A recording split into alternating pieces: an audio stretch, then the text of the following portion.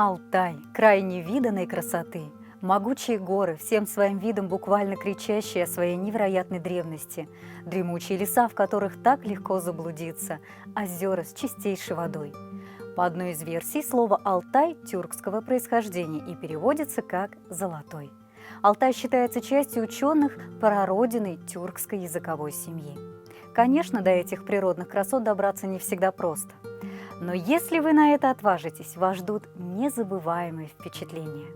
На Алтае расположено около 7000 озер. Самое большое озеро, Телецкое, имеет глубину более 300 метров.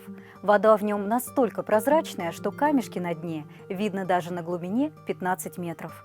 Алтайская гора Белуха возвышается на 4500 метров и является высшей точкой Сибири.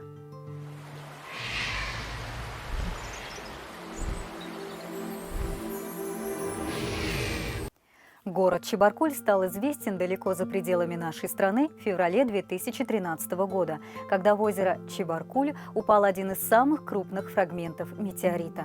При падении космическое тело оставило на поверхности озера пробоину диаметром 8 метров.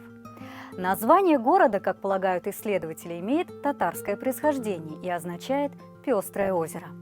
Основан город был в XVIII веке как военная крепость. В будущем она стала форпостом для войск восставших крестьян, которые в укреплении готовились к взятию Челябинска. Чебаркуль известен своими необычными природными явлениями. К примеру, здесь, кроме падения метеорита, трижды случалось северное сияние. Зимой 1948 года здесь прошел дождь, а летний снег был отмечен дважды – в июне 70-го и 98-го годов прошлого века.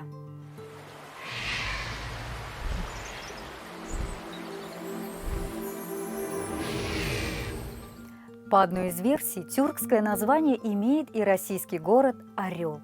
В переводе с тюркского «айыр» значит «угол».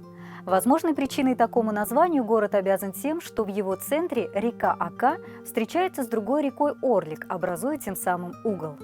Орел стал первым городом в Российской империи, где была открыта одна из первых трамвайных линий. Это событие состоялось в 1898 году. Чтобы прокатиться на Орловском трамвае, сюда даже приезжал император Николай II. В городе Орел появились на свет такие великие люди, как Иван Тургенев, Иван Бунин, Николай Лесков и другие.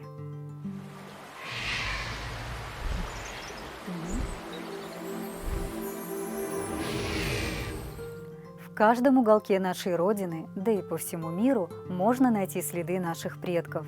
Важно лишь увидеть, услышать и познать. Ассаляму алейкум!